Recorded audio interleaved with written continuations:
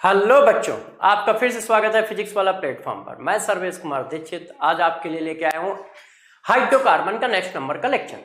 देखो यार दोस्तों, जहां तक हम लोगों ने बातें कर ली थी अब उसी के आगे की बातें करते हैं, है ना। आप लोगों को शायद मैंने पूरा हाइड्रोकार्बन में एल्केन वाला पोर्शन पढ़ा दिया था। आज हम लोगों को एल्कीन वाले पोर्शन पर फोकस करना है, तो आज हम लोग एल्कीन वाले पोर्शन पर फोकस करेंगे। तो मेरे दोस्तों, एल्कीन में सबसे पहले हम लोगों को क्या पढ़ना चाहिए? यदि हम एल्कीन की बात करते हैं तो एल्कीन में हमें सबसे पहले क्या पढ़ना चाहिए? एल्कीन में हमें सबसे पहले पढ़ना चाहिए मेथड ऑफ प्रिपरेशन। क्या पढ़ना चाहिए? मेथड ऑफ प्रिपरेशन, है ना। अब जरा ये बताओ यार, एल्कीन बनाने के हमारे पास जो रास्ते हैं उनमें मेथड ऑफ प्रिपरेशन में हम सबसे पहले क्या करें? तो देखो दोस्त, सबसे पहले प्यारे बच्चों डिस्कस करते हैं एलिमिनेशन रिएक्शन।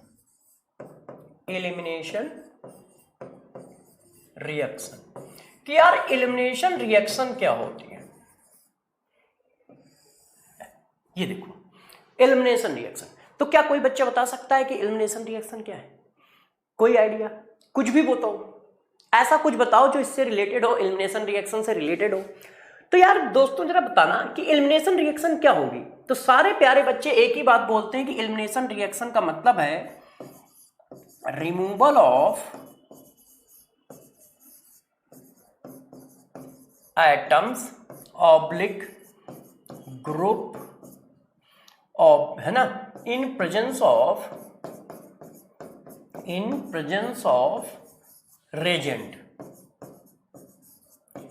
किसी रेजेंट की प्रेजेंस में या इन प्रेजेंस ऑफ हीट।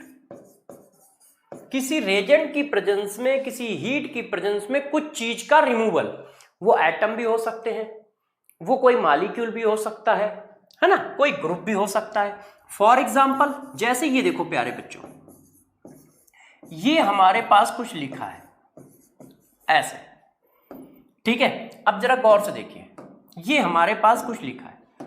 अब इसमें क्या हुआ, हमने एसिड डाला, प्रोटॉन डाला और ये हो गया, ऐसा हो गया। अब जरा बताओ इसमें क्या हुआ है। आपके पास H और ये देखो गड़बड़ है।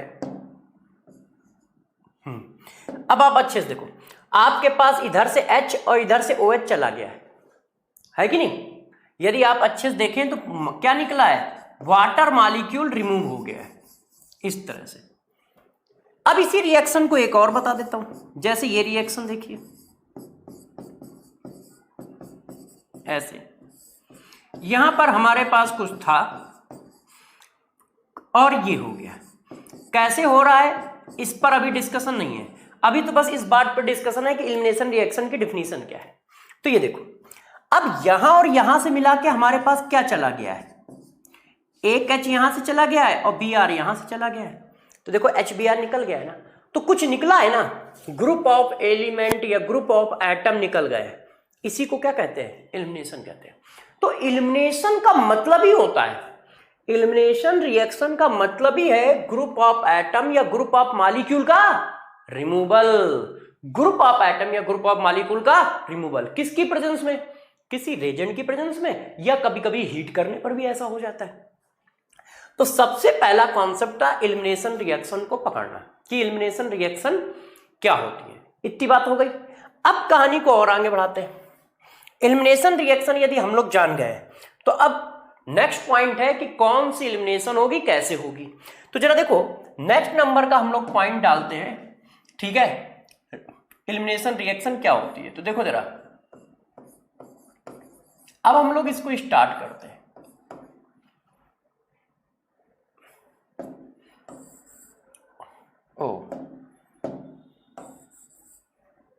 हाँ देखो, अब हम लोग इसको स्टार्ट करते हैं कि ये किस तरह से काम करेगा और कैसे होगा। देखो यार, एलिमिनेशन रिएक्शन के मैकेनिज्म पे चलते हैं, ठीक है ना दोस्त। देखो मैंने क्या किया, ये कंपाउंड लिखा ऐसे, ये देखिए हमने क्या किया है, एक एल्काइल हैलाइड ले लिया है और इस एल्काइल हैलाइड में एक बेस डाल दिया है, एल्कोहलिक KOH ऐसे, ठीक है। अब जब इस एल्काइल हैलाइड में एक बेस डाला है तो हमारे पास ये प्रोडक्ट आया है ऐसे, और साथ में क्या आया है, KBr आया है, और साथ में क्या आया है, वाटर आया है। इस तरह से अब हम लोग इस बात का डिस्कशन करेंगे कि ये हो कैसे रहा है, और साथ साथ में इसकी सारी पॉसिबिलिटी पढ़ेंगे। तो जरा देखो यार, इस कार्बन को हम लोग अल्फा कार्बन कहते हैं। क्यों? क्योंकि ये ग्रुप है, ये हमारा फंक्शनल ग्रुप हुआ। फंक्शनल ग्रुप जिस कार्बन से अटैच वो अल्फा, अल्फा के पड़ोस में कौन, बीटा। तो ये कार्बन है बीटा, और बीटा कार्बन का ये हाइड्रोजन क्या होगा, इस हाइड्रोजन का नाम रखोगे आप क्या, बीटा हाइड्रोजन। क्यों? क्योंकि ये बीटा कार्बन से अटैच है, तो बीटा हाइड्रोजन। अब होता क्या है, जो आपने ये बेस देखा है OH निगेटिव, ये KOH ऐसे ब्रेक हो गया, K पॉजिटिव और OH निगेटिव। ये क्या करता है, ये बीटा कार्बन पे अटैक करता है, और बीटा कार्बन पे कुछ इस तरह से अटैक करता है। ये देखो ऐसे, इस तरह से बीटा कार्बन पे वो अटैक करता है, यूं। अब बीटा कार्बन पे अटैक करके हाइड्रोजन को खींचता है। तो जब ये हाइड्रोजन खींचता है तो ये बॉन्ड ऐसे जाते हैं और ये बॉन्ड ऐसे जाते हैं। क्यों? क्योंकि यदि ये बॉन्ड यहां पर बॉन्ड फॉर्म करने आ गए तो यार कार्बन की बैलेंसी 5 नहीं हो जाएगी, 2 डबल बॉन्ड और 2 हाइड्रोजन 1 Br, तो तुरंत क्या होता है, Br रिमूव हो जाता है। इस पूरे प्रोसेस को अच्छे से देखो, क्या बताया, जो OH होता है वो क्या कर रहा है, वो बीटा कार्बन के बीटा हाइड्रोजन पे अटैक करता है, वो बीटा हाइड्रोजन को लेकर निकल जाता है और बना देता है क्या, OH। क्या बना देता है, OH, मतलब H2O। ठीक, Br और K मिलके बना देते हैं KBr, और ये बन जाता है एल्कीन। ये है हमारी एलिमिनेशन रिएक्शन की मैकेनिज्म। अब ये कैसे कैसे कब कब होगी जरा गौर से समझते जाइएगा। आप सभी बच्चे जानते हैं कि इसको क्या बोला जाता है, जो लीव हो रहा है उसको बोला जाता है लीविंग ग्रुप। पूरी रिएक्शन में ये लीव हो रहा है ना, तो इसको क्या बोलते हैं बच्चों, लीविंग ग्रुप। जो कुछ लीव हो रहा होता है उसको लीविंग ग्रुप बोलते हैं। ठीक है, तो लीविंग ग्रुप कौन है हमारे यहां पर, Br है। और रिएक्शन कैसे हुई, ऐसे। और बॉन्ड कौन सा ब्रेक हो रहा है, ये। तो जरा देखो, इस रिएक्शन को हम लोग नाम देते हैं बीटा एलिमिनेशन। किसी ने कहा सर इसको आप बीटा एलिमिनेशन नाम क्यों देते हो, तो जरा गौर से मेरे प्यारे बच्चों देखो, हाइड्रोजन कहां का एलिमिनेट हो रहा है, बीटा का, इसीलिए इस रिएक्शन का नाम क्या है, बीटा एलिमिनेशन। इस रिएक्शन का क्या नाम है, बीटा एलिमिनेशन। बीटा एलिमिनेशन क्यों, क्योंकि बीटा वाला हाइड्रोजन निकल रहा है। तो क्या हुआ, बेस बीटा हाइड्रोजन पे अटैक करता है। ठीक है, तो ये इलेक्ट्रॉन जो है प्रोटॉन लेके ये निकलेगा, तो ये इलेक्ट्रॉन यहां पे डबल बॉन्ड बनाते हैं। ये डबल बॉन्ड जैसे ही बनाएंगे वैसे ही ये इधर से ऐसे हो जाएगा और ये हमारे पास आ जाएगा। अब किसी बच्चे ने कहा सर यार थोड़ा सा दिक्कत है। मैंने कहा क्या हुआ बेटा, बच्चे ने कहा सर यार ये बताओ, ये जो आपका बेस है ये बीटा हाइड्रोजन पे ही अटैक क्यों करने जा रहा है, अल्फा पे क्यों नहीं कर रहा है कि नहीं, बीटा पे ही क्यों कर रहा है, अल्फा पे क्या दुश्मनी है। मैंने कहा बात तो सही है। बच्चे ने कहा गामा पे कर ले, स्पेसिफिक बीटा पे ही अटैक, मजा नहीं आ रहा है। तो मैंने कहा देखो यार, वो बीटा पे अटैक करना क्यों प्रीफर करता है, क्योंकि अल्फा के पास बल्कनेस है। कौन लगा है, लीविंग ग्रुप, और बेस है तो वो भी हाई इलेक्ट्रॉन डेंसिटी का होता है। जो ग्रुप लगा है वो भी हाई इलेक्ट्रॉन डेंसिटी का है, तो वो उसको पास आने नहीं देता है, रिपल मारता है। तो बेस जो है वो उसको पास आने नहीं देता है, तो वो हाइड्रोजन पकड़ नहीं पाता है बीआर की वजह से। मगर जब वो बीटा पे आता है तो बीटा पे ऐसा कुछ नहीं है, और बीटा का हाइड्रोजन आसानी से खींचा जा सकता है। तो बच्चे ने कहा ठीक है सर, ये बात तो हम आपकी समझ गए कि चलो भाई अल्फा कार्बन पे क्या लिविंग ग्रुप लगा है तो वो बेस को रिपल करता है, जिसकी वजह से बेस वहां पहुंच नहीं पाता है। गामा में क्या टेंशन है, गामा में क्या टेंशन है भाई, ठीक है गामा से निकाल लो हाइड्रोजन। तो मैंने कहा यार गामा से इसलिए नहीं निकाल सकते क्योंकि जरा देखो ये क्या है, ये आई इफेक्ट है, तो आई इफेक्ट की वजह से ये इलेक्ट्रॉन खींचेगा, फिर इलेक्ट्रॉन इधर जाएंगे और फिर इलेक्ट्रॉन इधर जाएंगे ऐसे। तो ये हाइड्रोजन थोड़ा बहुत एसिडिक है, गामा वाला हाइड्रोजन के एसिडिक कैरेक्टर बहुत कम हो जाएगा। बेस प्रोटॉन तभी खींच पाता है ना मेरे दोस्त, जब वो हाइड्रोजन में कुछ ना कुछ एसिडिक कैरेक्टर हो। लीविंग ग्रुप की वजह से इसके पास थोड़ा बहुत एसिडिक करेक्टर आ जाता है, ठीक है, जिसकी वजह से खींचा भी जा सकता है। मगर यदि हम गामा तक पहुंच गए तो इंडक्टिव इफेक्ट आप सभी बच्चे जानते हैं डिस्टेंस पर डिपेंड करता है, और जब वो डिस्टेंस पर डिपेंड करता है तो डिस्टेंस बढ़ती जाएगी, इंडक्टिव इफेक्ट कम होता चला जाएगा, इंडक्टिव इफेक्ट कम होता चला जाएगा तो एसिडिक स्ट्रेंथ कम होती चली जाएगी। Minus I effect acidic strength के प्रोपोर्शनल होता है। तो इसी वजह से हम गामा से नहीं निकाल रहे हैं। तो अब बात समझ में आई, पहला पॉइंट अल्फा से क्यों नहीं निकाला, दूसरा पॉइंट गामा से क्यों नहीं निकाला, बीटा से ही क्यों निकाला। तो एक काम हो गया कि सर ठीक है आप कह रहे हो तो मान लेते हैं बीटा से क्यों निकाला, क्यों, क्योंकि अल्फा पे बीआर है और गामा तक जाते जाते एसिडिक स्ट्रेंथ कम हो जाएगी। अच्छा, अब आपने प्रोटॉन खींच लिया तो ये वाला बॉन्ड क्या हो रहा है दोस्त, देखो ये वाला बॉन्ड क्या हो रहा है, ब्रेक, ये वाला बॉन्ड क्या हो रहा है, फॉर्म, यहां पे डबल बॉन्ड फॉर्म होगा, और ये वाला बॉन्ड क्या हो रहा है, ब्रेक। इतनी पॉसिबिलिटी है। इसका मतलब आपके पास दो बॉन्ड ब्रेक हो रहे हैं, एक बॉन्ड फॉर्म हो रहा है कि नहीं। तो अब इस बॉन्ड ब्रेक होने और फॉर्म होने के बेसिस में हम इसको तीन क्लास में, मतलब तीन पार्ट में डिवाइड कर देते हैं। कैसे, जरा देखो, मैंने आपको यह बात बोली, देखिए हमारे पास आया R CH CH2Br, मैंने इसको लिखा H, ये हमारा बीटा वाला हो गया, और ये ऐसा है, ये अल्फा है, ये बीटा है, और ये हमारा हो गया अल्कोहलिक KOH। अब जरा देखो यार, बॉन्ड के बेसिस पे हम इसको तीन पार्ट में डिवाइड कर देते हैं। कौन कौन से तीन पार्ट और वो कैसे आएंगे, इस बात को जरा समझिए कि कैसे डिवाइड करते हैं। देखो, बॉन्ड के बेसिस पे हम इसको तीन पार्ट में डिवाइड करते हैं। कैसे डिवाइड करते हैं, गौर समझिए। किसी बच्चे ने कहा कि सर ऐसा भी तो हो सकता है, गौर से देखते जाइएगा कि बच्चा क्या कह रहा है, ऐसा भी तो हो सकता है कि ये वाला जो बॉन्ड आप ब्रेक कर रहे हो और ये वाला बॉन्ड आप ब्रेक कर रहे हो और ये फॉर्म कर रहे हो, ये तीनों काम साइमल्टेनियस हो रहे हो, तीनों काम साइमल्टेनियस, मतलब ब्रेक होना और फॉर्म होना एक साथ चल रहा हो, है कि नहीं। तो यदि ये वाली पॉसिबिलिटी लें, सॉरी बच्चों, यदि हम ये वाली पॉसिबिलिटी लें कि बॉन्ड ब्रेक होना और फॉर्म होना ये सब एक साथ चल रहा है, तो क्या आएगा। यदि हम इस पॉसिबिलिटी को फॉलो करें कि बॉन्ड ब्रेक होना और फॉर्म होना एक साथ आएगा, तो ये ऐसे फिगर आएगा, कुछ देख लो आप, ऐसा फिगर आएगा। ये बॉन्ड ब्रेक हो रहा है, ये बॉन्ड ब्रेक हो रहा है, और ये देखो बॉन्ड फॉर्म हो रहा है यहां पर, ये देखो है। तो पॉसिबिलिटी कुछ ऐसे आएगी। तो जब पॉसिबिलिटी कुछ ऐसे आएगी तो देखो एल्कीन जैसा बन गया, डबल बॉन्ड करेक्टर आ गया ना, तो इसको बोलते हैं एल्कीन करेक्टर, एल्कीन करेक्टर। तो जब साइमल्टेनियस बॉन्ड ब्रेक होंगे, साइमल्टेनियस बॉन्ड फॉर्म होंगे, मतलब आपने पहली पॉसिबिलिटी बताई है कि बॉन्ड का ब्रेक होना एंड बॉन्ड का फॉर्म होना दोनों क्या हो रहा है, साइमल्टेनियस है, ऐसा।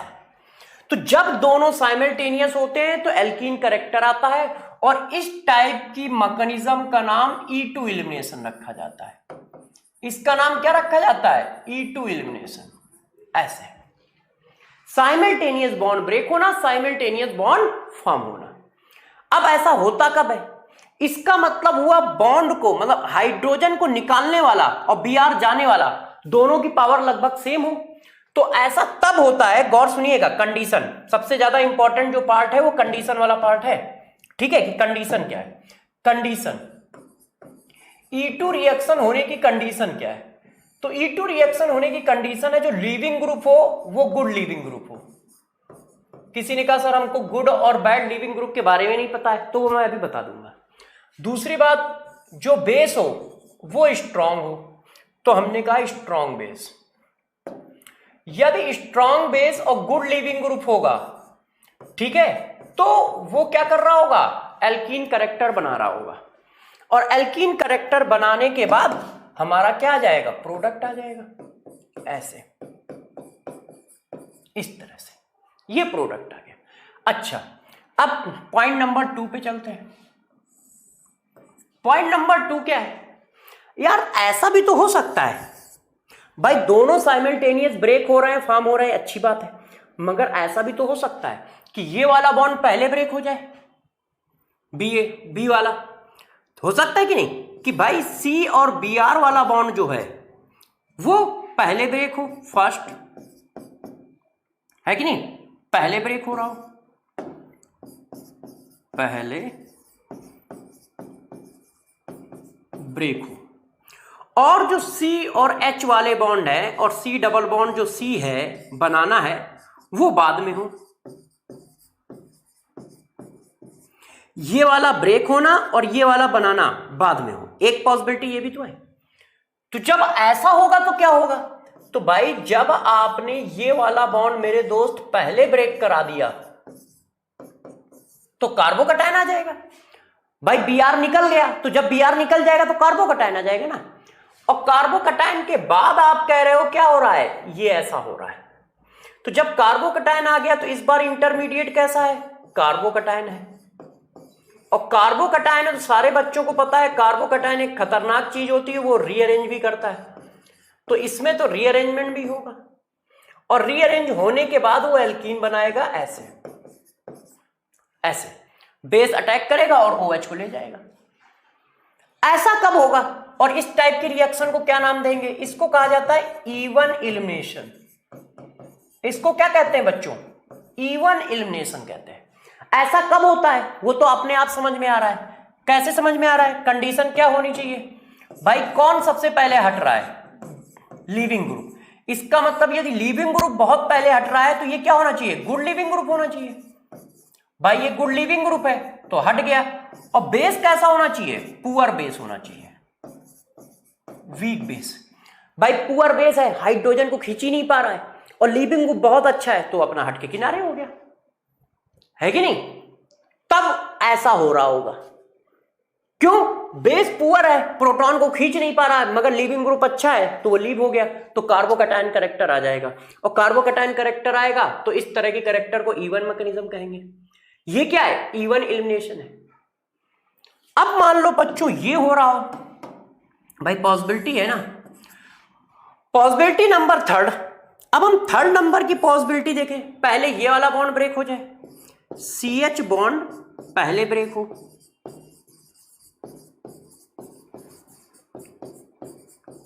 CH बॉन्ड पहले ब्रेक हो और बाकी बाद में हो, तब पॉसिबिलिटी नंबर 3, जब CH बॉन्ड पहले ब्रेक होगा तो प्यारे बच्चों क्या आएगा, कुछ ऐसा आएगा, ये क्या है, कार्बे एनायन कैरेक्टर है, जब CH बॉन्ड पहले ब्रेक हो रहा हो, और ऐसी सिचुएशन में देखो क्या हुआ, अब ये नीचे आएगा और ये बाहर चला जाएगा, तो बन हर सिचुएशन में अल्कीन ही रहा है, चेक कर लो, मगर पॉसिबिलिटी 3 थी। अब ये पॉसिबिलिटी कब आएगी, ये आप अपने आप देख के समझ गए होगे कि यदि भाई देखो ये कब आएगी, स्ट्रॉन्ग बेस होने पर, यदि स्ट्रॉन्ग बेस होगा, समझो जरा बच्चों, यदि स्ट्रॉन्ग बेस होगा तो प्रोटॉन को पकड़ के खींच लेगा, और लीविंग ग्रुप कैसा हो, पुअर, वो निकल ही ना पाए, तो यहां पर क्या है, उल्टा हो जाएगा, लीविंग ग्रुप कैसा हो, पुअर हो, ये देखो। तो बच्चों ने कहा कि अच्छा ये 3 सिचुएशन है, इसी के बेसिस पे हमने इनके नॉमेनक्लेचर कर दिए हैं। इसका नॉमेनक्लेचर क्या होता है, E1 CB elimination. E1 CB मतलब क्या हुआ, E1 CB का मतलब होता है कॉन्जुगेट बेस एलिमिनेशन।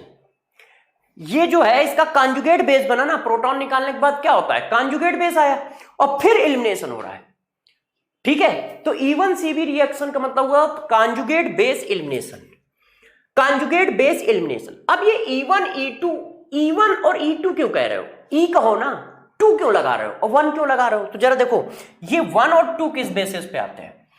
2 का मतलब है जैसे E2 लिखा तो इसका मतलब हुआ ये बाई मॉलिक्यूलर एलिमिनेशन है, by molecular elimination, by molecular elimination है, इसका मतलब इसकी मॉलिक्यूलरिटी कितनी है, 2 है। E1 का मतलब हुआ मोनोमॉलिक्यूलर एलिमिनेशन है, मोनो कह दो या यूनी, है ना, इसको वैसे तो वो यूनी कहते हैं तो हम लोग भी यूनी मॉलिक्यूलर कह देते हैं, यूनिमॉलिक्यूलर एलिमिनेशन है। ये देखो, तो ये जो 1 और 2 है ये मॉलिक्यूलरिटी को रिप्रेजेंट कर रहा है, मतलब वो बाई मॉलिक्यूलर एलिमिनेशन है और ये मोनोमॉलिक्यूलर है, दोनों मोनोमॉलिक्यूलर है, दोनों मोनोमॉलिक्यूलर है। तो अभी तक हम लोगों ने क्या सीखा, हमने कहा कि बीटा से हाइड्रोजन हटाने बेस जाएगा और बीटा से हाइड्रोजन हटा देगा, अल्फा से Br हटा देगा, एल्कीन आ जाएगा। तो बच्चों ने कहा ठीक है सर। फिर ये हुआ कि ये कितनी तरीके से पॉसिबल है, तो पता चला ये 3 तरीके से पॉसिबल है, साइमल्टेनियस हाइड्रोजन हटे, साइमल्टेनियस Br हटे, उसको नाम दिया गया E2। अब Br पहले हटे, हाइड्रोजन बाद में हटे, तो उसको नाम दिया गया E1। बनता क्या है, कार्बोकैटायन। लास्ट केस, पहले हाइड्रोजन हटे, Br बाद में हटे, तो उसको कहते हैं E1Cb एलिमिनेशन। दोनों ना हटे तो रिएक्शन ही नहीं होगी। तो 3 पॉसिबिलिटी है H और Br के रिमूव होने की, 3 पॉसिबिलिटी है H और Br के रिमूव होने की, वो ये है। अब एक एक करके हमको इनके बारे में पढ़ना है कि E2 एलिमिनेशन कैसे करेंगे, E1 कैसे करेंगे, E1Cb कैसे करेंगे। सबसे पहले हम पढ़ेंगे लिविंग ग्रुप के बारे में, क्योंकि लिविंग ग्रुप कुछ नहीं जानते हो, बेस जानते हो, लिविंग ग्रुप कुछ नहीं जानते हो। अब गुड और बैड लिविंग ग्रुप को पकड़ ही नहीं पाओगे तो फिर एलिमिनेशन कैसे करोगे, तुमको कैसे पता चलेगा इस मेथड से करेंगे, इस मेथड से करेंगे, इस मेथड से करेंगे, है कि नहीं दोस्तों। तो जरा देखो यार, अब नेक्स्ट पेज में चलते हैं और इस बात को डिस्कस करते हैं। तो सबसे पहली हेडिंग हम लोग पढ़ना चाह रहे हैं लिविंग ग्रुप, लिविंग ग्रुप, है ना। अब लिविंग ग्रुप का मतलब क्या है, कैसे काम करेगा, जरा देखो। Tendency to leave a group, leaving group का मतलब क्या है, tendency to leave a group in presence of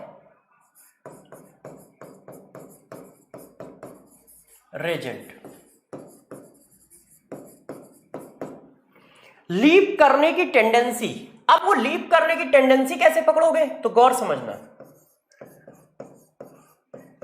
tendency of leaving group directly proportional होती है stability of leaving group ion. वो आयन जितना ज्यादा स्टेबल होगा उसकी लीविंग टेंडेंसी उतनी ही ज्यादा होगी, पहला पॉइंट। अब इस पॉइंट के बेसिस पे आप ऐसा कर सकते हो, F निगेटिव से ज्यादा अच्छा लीविंग ग्रुप होगा Cl निगेटिव, Cl निगेटिव से ज्यादा अच्छा लीविंग ग्रुप होगा Br निगेटिव, I निगेटिव। क्यों, स्टेबिलिटी बढ़ रही है। अब कोई मत कह देना स्टेबिलिटी कैसे बढ़ रही है, रेजोनेंस में बताया था कि इनके पास वैकेंट ऑर्बिटल होते हैं, तो vacant orbital, vacant D orbital में -4 डीलोकलाइज कर जाता है, जैसे इनकी स्टेबिलिटी बढ़ती चली जाती है। तो down the group leaving tendency बढ़ती है, डाउन द ग्रुप क्या होता है, लीविंग टेंडेंसी बढ़ती है। ये देखो लीविंग टेंडेंसी बढ़ेगी डाउन द ग्रुप। ऐसा क्यों, क्योंकि स्टेबिलिटी ऑफ लीविंग आयन बढ़ रही है। ये तो एक बात ध्यान रख लो, चाहो तो इसको नोट डाल लो, पहला point, note number 1, down the group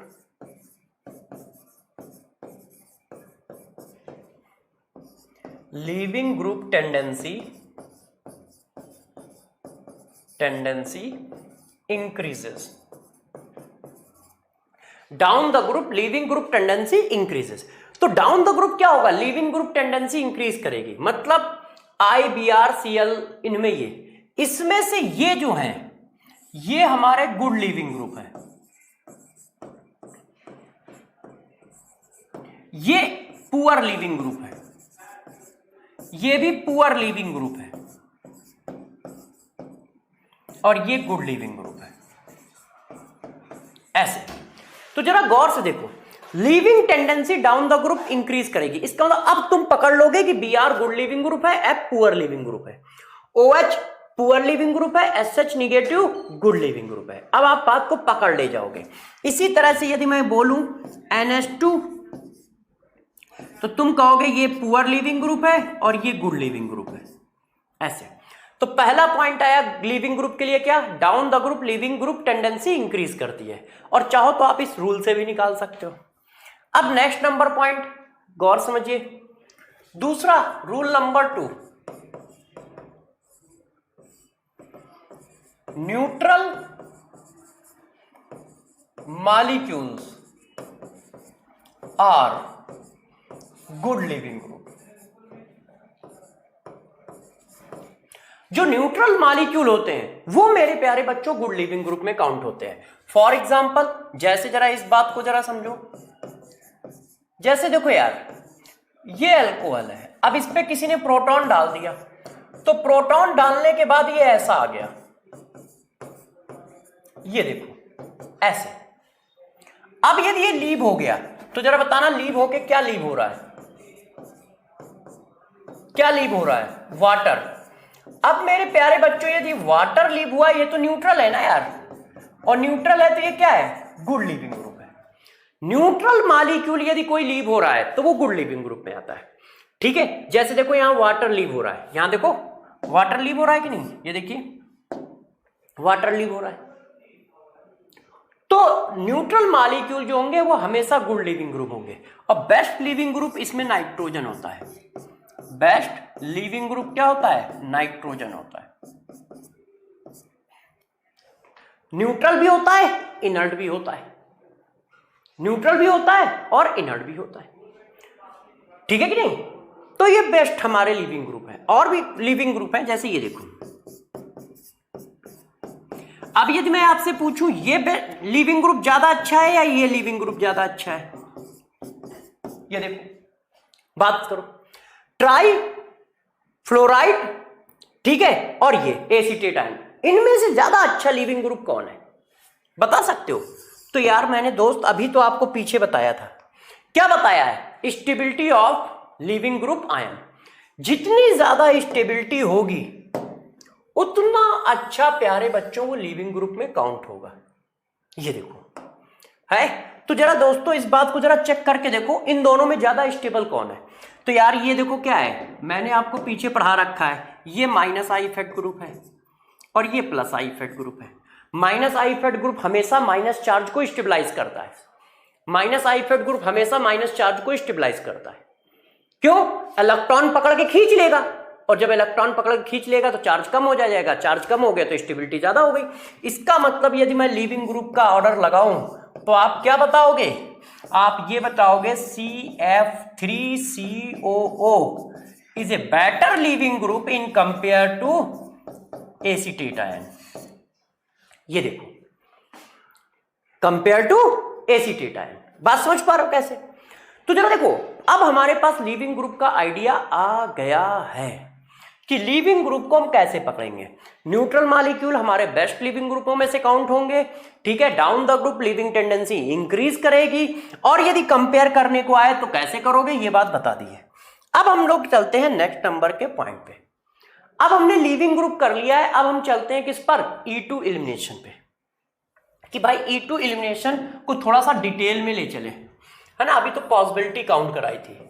अब जरा देखो यार बच्चों, E2 एलिमिनेशन की बात करते हैं कि ये कैसे करेगा और कैसे चलेगा, ठीक है।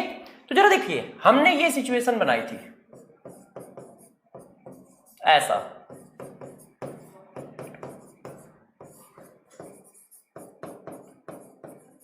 और ये करके दिया आपको,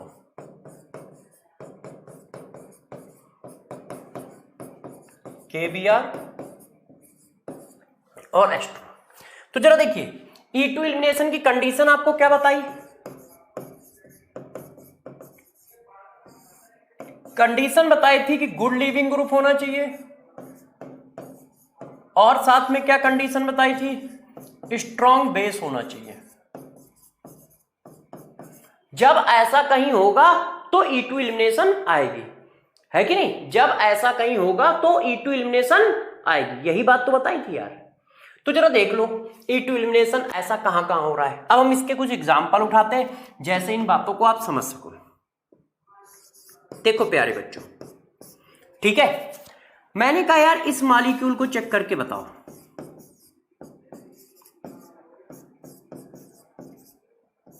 और मैंने डाला है एल्कोहलिक KOH। बताओ, आपके पास दो कंडीशन है, दोनों पकड़ो। क्या Br negative good leaving group है?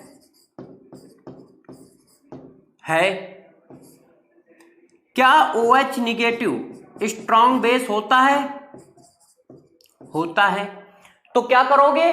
E2 करोगे। अब E2 में करना क्या होता है, अब जरा समझो। ये अल्फा है, ये बीटा है। अल्फा और बीटा से बस काम करना है। अल्फा से Br निकालना है और पड़ोस से हाइड्रोजन निकालना है। अल्फा का पड़ोस बीटा, मतलब Br जहां पर लगा है उसके पड़ोस से क्या करोगे? हाइड्रोजन निकाल दोगे। इतना ही तो करना है यार दोस्त, देख लो कुछ कर ही कहां रहे हैं हम लोग। तो अब मेरे को बताओ जरा, Br यहां पे लगा, उसका पड़ोस ये है। अब यहां जरा चेक करके देखो, Br के पड़ोस में दो सिचुएशन है, ये बीटा है, ये बीटा है। क्योंकि Br जिससे लगा है वो अल्फा है, दो बीटा सिचुएशन है, तो किससे निकालना चाहिए? किसी से भी निकाल दो। क्यों? दोनों एक जैसे हैं, सिमेट्रिकल है ना यार। तो मैंने किसी एक से निकाल दिया और ये मॉलिक्यूल बन गया। क्या आ गया? एल्कीन आ गया, प्रोपीन। ये देखो भाई, ये भी बीटा था, ये भी बीटा था और एक जैसे थे, चाहे जिससे निकाल दो। ठीक है, इसमें कहीं कार्बोकटायन तो बनता नहीं है। जब कार्बोकटायन नहीं बनता तो टेंशन किस बात की? बस अल्फा बीटा से हटा देना है, अल्फा से Br हटा देना है, बीटा से हाइड्रोजन हटा देना है। ठीक है कि नहीं? अल्फा से Br हटा देना है, बीटा से हाइड्रोजन हटा देना है। चलो देखो जरा, अब इसी क्वेश्चन को थोड़ा सा चेंज कर लेते हैं, है कि नहीं? प्रॉब्लम भी तो क्रिएट करनी चाहिए, नहीं तो मन कैसे लगेगा तुम्हारा। ये देखो प्यारे बच्चों, अब मैंने ये लिख लिया। बताओ, चलो थोड़ा सा इनमें भी चेंज लाते हैं। ये देखो, अब मैंने ये लिख लिया, सोडियम एथॉक्साइड। अब बताओ यार क्या करना चाहिए? तो सबसे पहले आपको कंडीशन पकड़नी है। कंडीशन पकड़ो। Br कैसा है? गुड लीविंग ग्रुप है। OC2H5 निगेटिव, OC2H5 निगेटिव कैसा बेस है? तो यार ये तो स्ट्रॉन्ग बेस है। तो हमें क्या मिल गया? Good leaving group, strong base मिल गया। इसका मतलब किसकी कंडीशन आ रही है? E2 की। चिपका दो। चिपकाओगे क्या? अल्फा और बीटा से निकालना है। ये Br हटाना है और Br ये अल्फा हो गया, जहां से Br अटैच है वो अल्फा है। तो बीटा कितने हैं? एक ये बीटा है, एक ये बीटा है। तो जितने से है सबसे हटा दो। तो यार एक बार अल्फा बीटा हटाया, अब अलग अलग आ रहे हैं ना, तो सारे प्रोडक्ट बनाने पड़ेंगे। एक बार प्यारे बच्चों ये बना लिया, सही है कि नहीं? अब उससे हटाओ, तो जब दोस्त उधर वाले से हटाओगे तो ये बनेगा ऐसे। ये देखो, दो प्रोडक्ट बने। क्यों? क्योंकि ये देखो, जिससे Br अटैच है वो अल्फा है, अड़ोस पड़ोस से हटाना है। तो जब इस पड़ोस से हटाया तो ये वाला आ गया, इस पड़ोस से हटाया ये आ गया। अब दो प्रोडक्ट आ रहे हैं, तो दो प्रोडक्ट में से कौन से प्रोडक्ट को मेजर कहें, कौन से प्रोडक्ट को माइनर कहें? तो मेजर किसको बोला जाए, माइनर किसको बोला जाए? तो जरा देखो, ये मेजर है। तो किसी ने कहा कि यार ये मेजर कैसे है? तो जरा देखिए क्या था, सेटजेप रूल। सेटजेप एक साइंटिस्ट है, इन्होंने बताया maximum substituted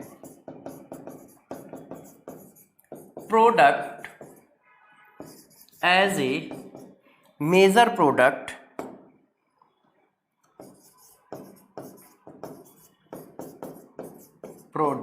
in E2 elimination।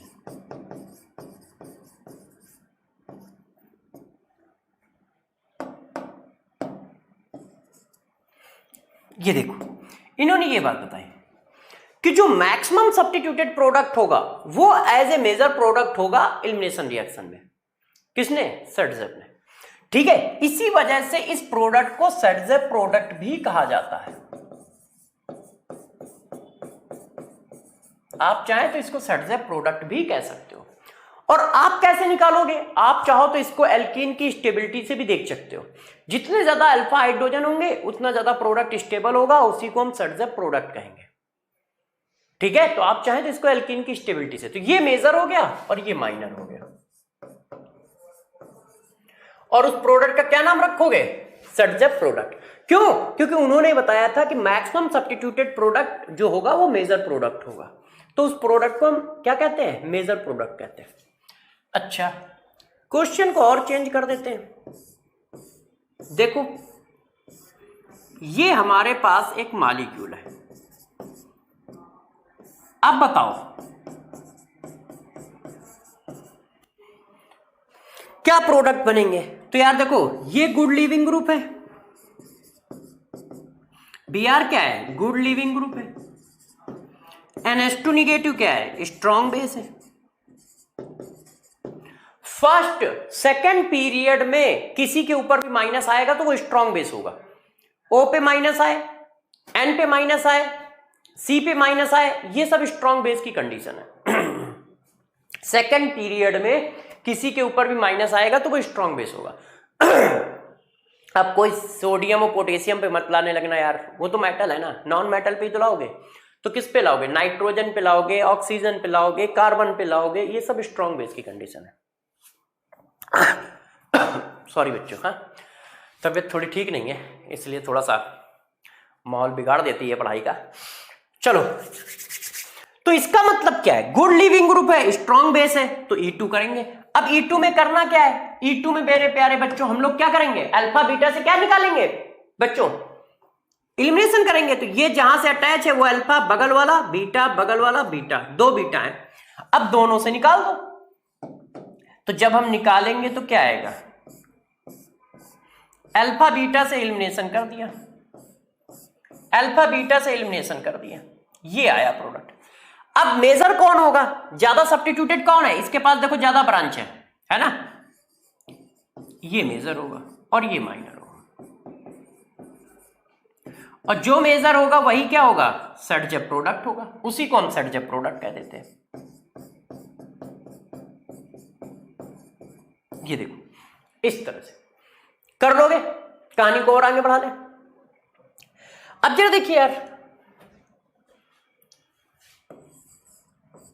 अब हम और बात कर लेते हैं, जैसे इस प्रोडक्ट को देखते हैं।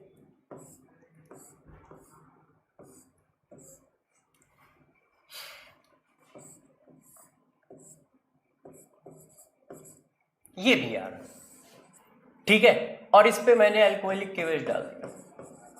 अब बताओ कितने पॉसिबल प्रोडक्ट बनेंगे? तो आप क्या करोगे? इसके अगल बगल से बस हाइड्रोजन निकाल दोगे। तो एक तो ये हो गया, ठीक है, और एक ये हो गया, ऐसे। यही तो पॉसिबल है भाई, ये अल्फा है, ये बीटा, ये बीटा, बस निकाल दिया। अब ब्रांचेस किस में ज्यादा है? इसमें ज्यादा है, तो ये मेजर हो गया, ये माइनर हो गया, है कि नहीं? कर लोगे? अब जरा देखो, इतनी बात तो हम लोगों ने कर ली कि हाँ भाई मेजर माइनर कैसे पकड़ा जाएगा, कैसे नहीं पकड़ा जाएगा, ठीक है कि नहीं? तो E2 रिएक्शन तो हम लोगों को समझ में आई। अब E2 रिएक्शन में कुछ केस धीरे धीरे करके कराते हैं, उनको जरा समझो। अभी तक किधर भी कॉन्जुगेशन नहीं था, कहीं कॉन्जुगेशन किया नहीं, या कुछ और लगाया नहीं। अब कुछ और भी लगाते हैं, कॉन्जुगेशन भी करते हैं। जैसे आपको आइडिया हो कि एलिमिनेशन करना कैसे है, एलिमिनेशन करना कैसे है, तो जरा देखो यार, नोट नंबर 1। अब आपको कुछ नोट भी पढ़ाते हैं एक एक करके, इनको आप समझते जाइएगा अच्छे से। तो जरा देखो, अब मैंने ये किया, ध्यान दीजिएगा, वही क्वेश्चन है और वही सब कुछ है।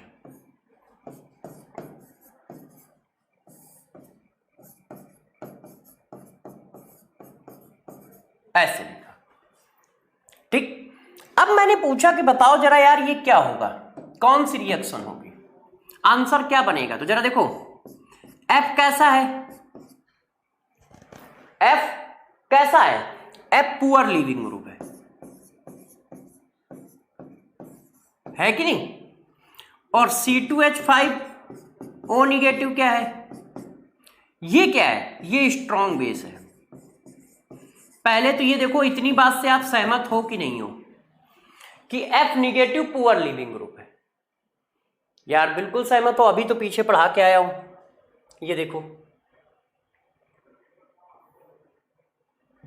ये देखिए F negative, OH negative, NH2 negative, ये सब पुअर लीविंग ग्रुप है। ये सब कैसे हैं, पुअर लीविंग ग्रुप है कि नहीं। टॉप वाले पुअर लीविंग ग्रुप होते हैं। जब ये पुअर लीविंग ग्रुप है तो जरा देखिए क्या होने वाला है, poor leaving group strong base. जरा बताना कौन सी कंडीशन है, ये देखो बताओ, poor leaving group strong base, ये कंडीशन है। देखो poor leaving group strong base, और poor leaving group strong base में क्या करते हो, कार्बन एनायन बनाते हो। तो कार्बन एनायन बनाओगे तो स्टेबल कार्बन एनायन बनाओगे ना, है कि नहीं। देखो poor leaving group strong base में क्या बनता है, कार्बन एनायन। तो अब मेरे दोस्त जरा यहां पर आ जाओ वापस, गौर समझना। अब हम लोग इस रिएक्शन को करना चाहते हैं, तो बताओ कार्बन एनायन किधर बनाना पसंद करोगे, बीटा पर कार्बन एनायन बनता है भाई। क्यों, क्योंकि ये जो लिखा है वो तो E1 CV की कंडीशन मिली है ना हमें, और जब E1 CV रिएक्शन की कंडीशन मिली है तो E1 CV के हिसाब से प्रोडक्ट आएगा ना। बताओ आएगा कि नहीं आएगा। तो जब मेरे दोस्त E1 CV के हिसाब से प्रोडक्ट आएगा तो E1 CV में क्या बनता है, कार्बन एनायन। तो अब आप बताओ कार्बन एनायन मुझे कहां बनाना चाहिए, यहां पर या यहां पर। आप दोनों जगह बना के देख लो भाई, फिर डिसाइड कर लेंगे। ठीक है, मैं मेहनत थोड़ी कर लेता हूं आपके लिए, मैं थोड़ी सी मेहनत कर लेता हूं। एक ये पॉसिबिलिटी है और एक मेरे प्यारे बच्चों ये पॉसिबिलिटी है कि नहीं है, बताओ क्यों दोस्तों। भाई कार्बन आयन कहां बनाओगे, बीटा पे। बीटा कहां है, एक ये बीटा है, एक ये बीटा है। अब बताओ कौन सा कार्बन आयन स्टेबल है, प्राइमरी वाला कि टर्सरी वाला। तो सभी बच्चे कहेंगे प्राइमरी वाला। इसका मतलब ये हुआ कि जो प्रोडक्ट है ये इसके रिस्पेक्ट में बनना चाहिए। क्यों, क्योंकि ये ज्यादा स्टेबल है और ये ज्यादा स्टेबल है, तो यहां पर डबल बॉन्ड बनाएगा ऐसे, ठीक है कि नहीं। डबल बॉन्ड कहां बनाएगा, ऐसे बनाएगा, और ये डबल बॉन्ड कहां बनाएगा, ऐसे बनाएगा, और इनको हम हटा देंगे, इनको हम क्या करेंगे, हटा देंगे। ये देखो, ये देखो ऐसे। तो अब बताओ प्रोडक्ट ज्यादा स्टेबल कौन होगा। जब इसका कार्बन आयन ज्यादा स्टेबल था तो यही प्रोडक्ट ज्यादा स्टेबल होगा, तो इसी को तो मेजर प्रोडक्ट बोलोगे और इसी को तो माइनर प्रोडक्ट बोलोगे। अब देखो आंसर उल्टा आ रहा है। अभी तक मैक्सिमम सब्स्टिट्यूटेड प्रोडक्ट मेजर था, अब देखो माइनर सब्स्टिट्यूटेड प्रोडक्ट मेजर आ रहा है। क्यों, E1 CV में minus substituted product major product होता है। तो जरा यहां पर मैं चीज लिख देता हूं, मतलब एक कॉन्सेप्ट लिख देता हूं, वहां पे जगह नहीं है तो मैं यहां लिख रहा हूं, गौर समझिएगा। इन E1 CV एलिमिनेशन, इन E1 CV एलिमिनेशन, ठीक है, less substituted product, less substituted product is a major product। क्या, मेजर प्रोडक्ट। और ये बात किसने कही थी, ये बात कही थी हॉफमैन ने। इसीलिए बेटा इसको हॉफमैन प्रोडक्ट कहते हैं। एक हॉफमैन साइंटिस्ट थे, उन्होंने ये बात कही थी, इसी वजह से उनके नाम पर इसको हॉफमैन प्रोडक्ट कहते हैं। तो अब तुम्हें ये बात समझ में आ जानी चाहिए कि जब poor leaving group strong base होगा तो लेस सब्स्टिट्यूटेड प्रोडक्ट बनाओगे, वो मेजर होगा, और जब गुड लिविंग ग्रुप और स्ट्रॉन्ग बेस होगा तो मोर सब्स्टिट्यूटेड प्रोडक्ट बनाओगे। इतनी देर में हमें ये बात समझ में आई। देखो है भाई, देखो इधर poor leaving group strong base, तुमने मेजर किसको किया, लेस सब्स्टिट्यूटेड प्रोडक्ट को। Good leaving group strong base, major किसको किया? मोर सब्स्टिट्यूटेड प्रोडक्ट को। इसका मतलब अपने पास एक कॉन्सेप्ट आ गया। वो कॉन्सेप्ट क्या है? ये, यदि हमारे पास गुड लिविंग ग्रुप और स्ट्रॉन्ग बेस है या पुअर लिविंग ग्रुप और स्ट्रॉन्ग बेस है, तो good leaving group strong base है तो मैकेनिज्म E2 होती है और मेजर कौन होता है? मोर सब्स्टिट्यूटेड प्रोडक्ट और उसी को क्या कहते हो? सेडजेप प्रोडक्ट कहते हो। ठीक। यदि poor leaving group strong base हुआ तो मैकेनिज्म E1CB होती है और वो क्या फॉर्म करता है? लेस सब्स्टिट्यूटेड प्रोडक्ट फॉर्म करता है और उस प्रोडक्ट को क्या कहा जाता है? Hofmann product. वो हमारा मेजर प्रोडक्ट होगा। ये मेजर प्रोडक्ट के लिए लिख रहा हूं, तो इस बात को जरा ध्यान रखिएगा कि हमें कब कौन मेजर कौन माइनर करना है। ठीक है ना? जैसे अब मैं आपको क्वेश्चन देता हूं, जरा मेरे को बताइएगा कि किसका किसका क्या क्या आंसर लगाना चाहिए।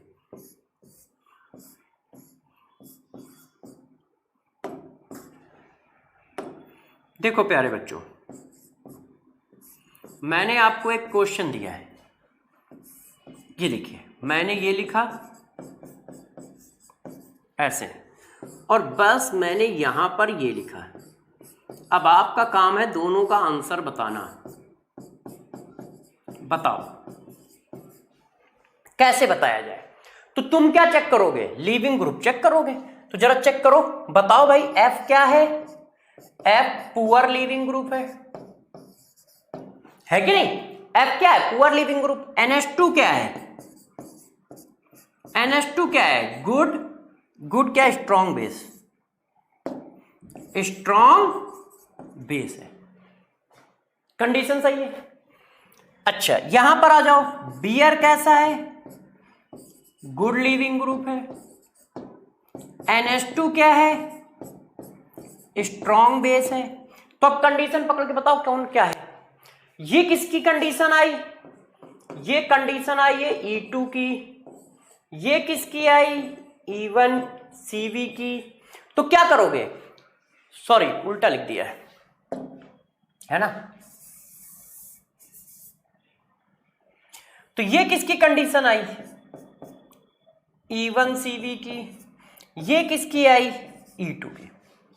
इसका मतलब इस केस में क्या बनाओगे? Less substituted product. तो लेस सब्स्टिट्यूशन इधर है कि इधर? इधर है, तो तुम डबल बॉन्ड इधर चिपकाओगे ऐसे। इधर क्या करोगे? मोर सब्स्टिट्यूटेड प्रोडक्ट बनाओगे तो डबल बॉन्ड इधर चिपकाओगे ऐसे। ठीक है ना? ये कह रहा हूं मैं। तो पॉइंट नंबर 1 समझ पाए कि लेस सब्स्टिट्यूटेड प्रोडक्ट और मोर सब्स्टिट्यूटेड प्रोडक्ट कब कहां कौन बनेगा। कर लोगे? बच्चों ने कहा यस सर। तो मैंने कहा चलो बच्चों, जब आप ऐसा कह रहे हो तो और कर देते हैं यार, है कि नहीं? चलो दौड़ लगाते हैं। अब जरा देखो यार, इसी बात को थोड़ा सा और एक आगे ले चलते हैं। नोट डाल के लिख रहा हूं, जरा ध्यान रखिएगा। इन presence of bulky base, less substituted product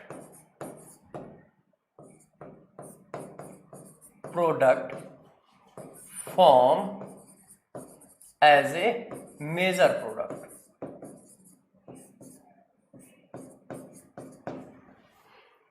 less substituted major product होगा यदि कोई बल्कि बेस का अटैक कराओगे। जैसे ये देखो, हम छोटे मोटे बेस का अटैक नहीं करा रहे हैं, बल्कि बेस का अटैक करा रहे हैं। ये किसी ने ये अटैक करा दिया,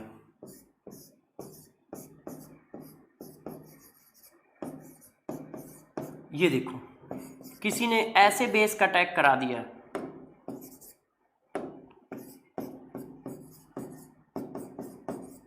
ये सब क्या है? बड़े बेस हैं जिसमें मतलब टर्सरी तक हो। अब ये बल्कि बेस है और बल्कि बेस जब अटैक करेंगे तो लेस सब्स्टिट्यूटेड प्रोडक्ट बनाएंगे। ध्यान रखिएगा, जैसे ये देखो,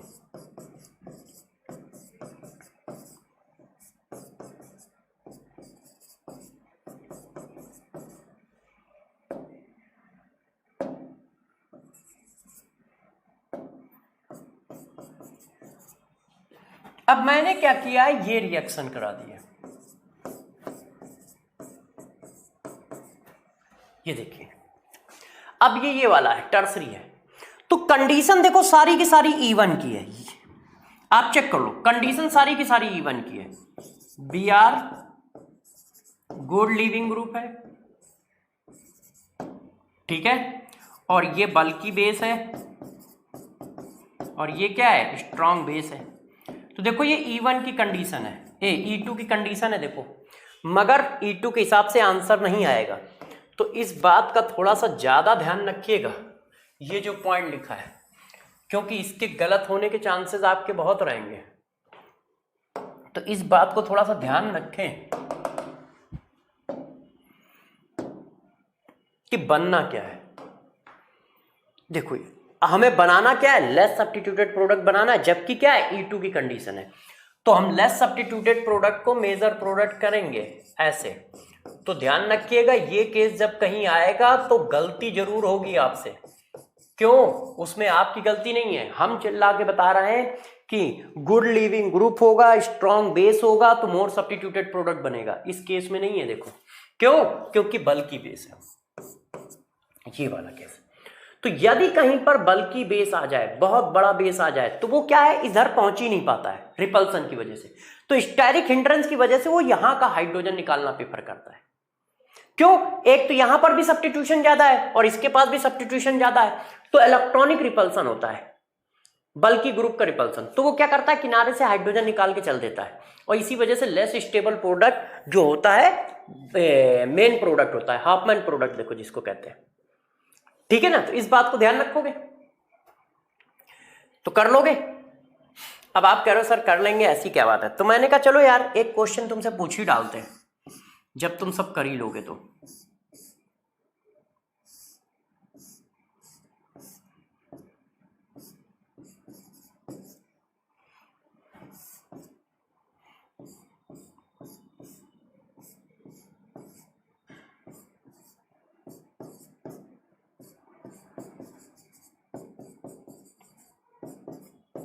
ये देखो, बताओ क्या करें। तो क्या बनाओगे, लेस सब्स्टिट्यूटेड प्रोडक्ट बनाओगे, क्योंकि बल्की बेस आ गया है। ये देखो, तो बल्की बेस की प्रेजेंस में लेस सब्स्टिट्यूटेड प्रोडक्ट हमें फॉर्म करना पड़ेगा। यदि कहीं पर बल्की बेस आएगा तो हम हमेशा क्या बनाएंगे, लेस सब्स्टिट्यूटेड प्रोडक्ट बनाएंगे ऐसे, ठीक है। अब note, in case of resonance also form less substituted product as a major product।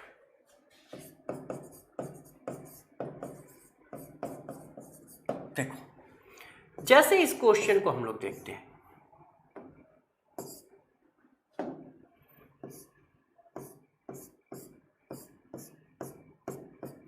देखो यार प्यारे बच्चों ध्यान दीजिएगा, ये एक कंपाउंड बना रहा हूं, ठीक है।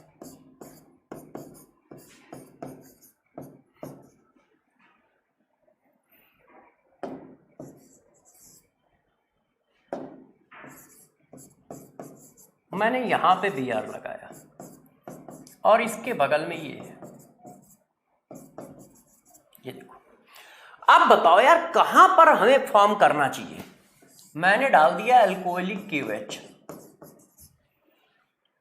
ठीक है। ये क्या है जरा चेक करो, गुड लीविंग ग्रुप है, और OHN क्या है, स्ट्रॉन्ग बेस है।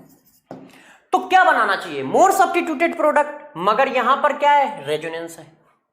या डबल बॉन्ड यहां आ गया तो double single double single double single, इतना बड़ा रेजोनेंस है। तो रेजोनेंस भी तो स्टेबलाइज्ड प्रोडक्ट है भाई। मोर सब्स्टिट्यूटेड प्रोडक्ट हम क्यों बना रहे हैं, जैसे स्टेबिलिटी आ जाए। तो यार यहां रेजोनेंस की वजह से भी तो स्टेबिलिटी आ रही है डबल बॉन्ड में। तो हम क्या बनाएंगे, हम लोग प्यारे बच्चों बनाएंगे मोर सब्स्टिट्यूटेड प्रोडक्ट ना बना के रेजोनेटिंग प्रोडक्ट बनाएंगे। ये देखो यहां पर भी हमने क्या किया है, रेजोनेंस स्टेबलाइज प्रोडक्ट फॉर्म किया है। तो मेजर प्रोडक्ट जो होगा वो कैसा बनाओगे, resonance stabilize, resonance stabilize stable product, जो रेजोनेंस से स्टेबल हो रहा हो। क्यों, क्योंकि रेजोनेंस से स्टेबल प्रोडक्ट ज्यादा अच्छा प्रोडक्ट होगा। तो ध्यान रखना ये नंबर का नोट नंबर 2 और नोट नंबर 1, दो बस सिचुएशन याद रखो जहां पे आपसे गड़बड़ हो सकती है। नोट नंबर 1, नोट नंबर 2, ये देखो ठीक है। क्यों, क्योंकि वहां पर आपको E2 कंडीशन दिखेगी तो तुम E2 के हिसाब से आंसर बनाने दौड़ लगाओगे, और जबकि वहां पर दूसरी सिचुएशन भी है। तो एक रेजोनेंस यदि आता है तो पहले रेजोनेंस को फॉलो कराओ। सॉरी बच्चों, एक्चुअल में एनर्जी इतनी डाउन है कि जिसकी वजह से तबीयत थोड़ी ठीक नहीं है, तो बार बार थकान आती है। तो जरा देखो बच्चों यार, रेजोनेंस स्टेबलाइज प्रोडक्ट बनाना है तो ध्यान रखना यदि कहीं रेजोनेंस है तो हम रेजोनेंस स्टेबलाइज प्रोडक्ट बनाएंगे, बल्कि प्रोडक्ट नहीं बनाएंगे, मतलब मैक्सिमम सब्स्टिट्यूटेड प्रोडक्ट नहीं बनाएंगे, रेजोनेंस स्टेबलाइज प्रोडक्ट बनाएंगे। तो यहां पर मैंने रेजोनेंस स्टेबलाइज प्रोडक्ट बनाया है, ये देखो, और यहां पर बल्कि बेस का केस है। तो इसका मतलब E1 E2 जो रिएक्शन है वो दो जगह पर आपको दिक्कत है।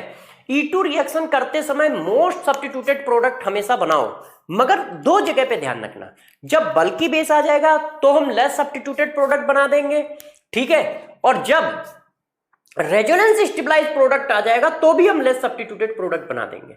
बल्कि बेस आ गया तो भी हम क्या करेंगे, तो भी बल्कि बेस आ गया तब भी मेरे दोस्तों मैं क्या करूंगा, लेस सब्स्टिट्यूटेड प्रोडक्ट बनाऊंगा, और रेजोनेंस स्टेबलाइजेशन आ रहा है तो भी लेस सब्स्टिट्यूटेड प्रोडक्ट बनाऊंगा, ठीक है, इस बात का ध्यान रखें, ठीक। और वो E1CP तो अपना एक केस ही है, वो तो आप अपने आप पकड़ लोगे कि लेस सब्स्टिट्यूटेड प्रोडक्ट बनना है, ध्यान रखोगे। अच्छा, अब कहानी को और बढ़ा देते हैं, देखो कुछ और बातें भी बता देते हैं, ध्यान दीजिए। अब हम बात करते हैं एलिमिनेशन ऑफ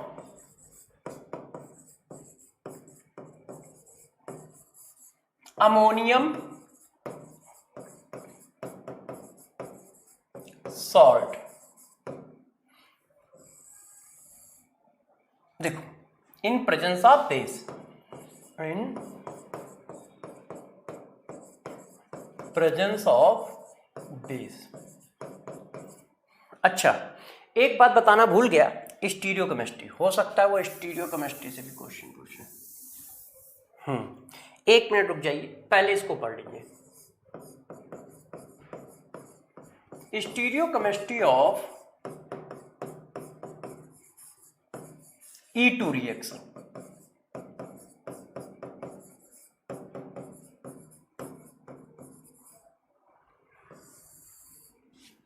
ये क्या है, देखो बच्चों, हमारे पास ये प्लेन है ऐसे, कार्बन यहां पे था, एक कार्बन यहां पे, ऐसे Br हमने ये लगाया, H ये लगाया, ये हमारा अल्फा कार्बन है, ये हमारा बीटा कार्बन है, ठीक है ना। और ये आपने एक बेस डाल दिया है OH निगेटिव, ऐसे। तो जो OH निगेटिव होता है ऐसे, तो OH निगेटिव ये वाला हाइड्रोजन निकालता है, हो सकता है इसके पास ज्यादा हाइड्रोजन हो, और ये वाला Br निकालता है। तो जरा इस बात को समझो, Br कैसा है, एक नीचे वाले प्लेन पे, OH ऊपर वाले प्लेन पे, मतलब जैसे ये बोर्ड प्लेन है तो Br अबव द बोर्ड है तो H बिलो द ब्लेड होगा, एक दूसरे के अपोजिट है। एक दूसरे के अपोजिट होने की वजह से ही इसको बोला जाता है एंटी एलिमिनेशन। अब प्रोडक्ट कैसा आएगा, ऐसे आएगा, इस तरह से, C डबल बॉन्ड C, ऐसे, ये हमारा प्रोडक्ट आया। तो अब इस प्रोडक्ट में जरा गौर से देखो, H और Br एक दूसरे के कैसे हैं, अपोजिट है। एच और बी आर अपोजिट है, इसीलिए बोला जाता है ये एंटी इलिमिनेशन है। ये क्या है? एंटी इलिमिनेशन है। मतलब ये एंटी इलिमिनेशन रूल को फॉलो कर रहा है। मतलब एंटी इलिमिनेशन बोलो या अपोजिट इलिमिनेशन बोलो, इलिमिनेशन है। मतलब दोनों अलग अलग प्लेन पे होने चाहिए, या ट्रांस इलिमिनेशन बोलो।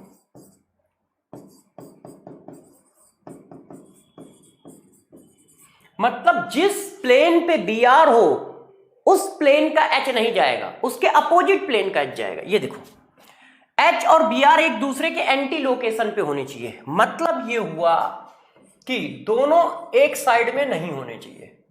एच और बी आर दोनों प्लेन के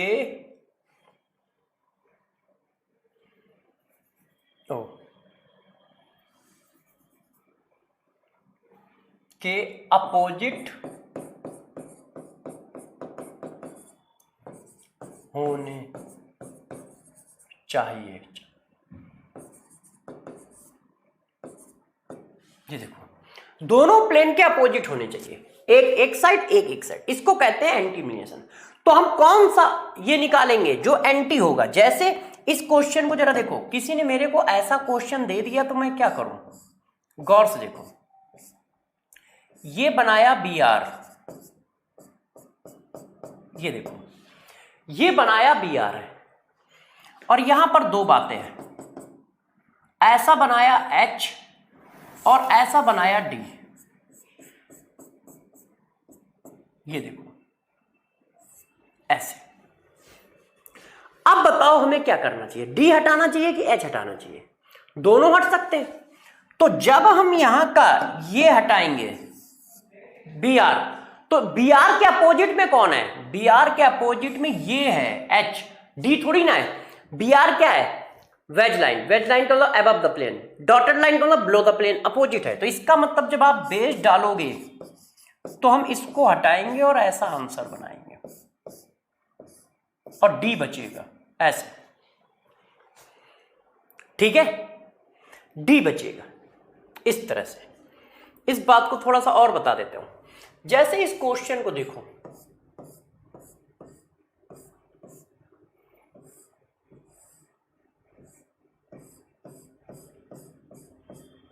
ध्यान दो बच्चों, ये बी आर है, ठीक है?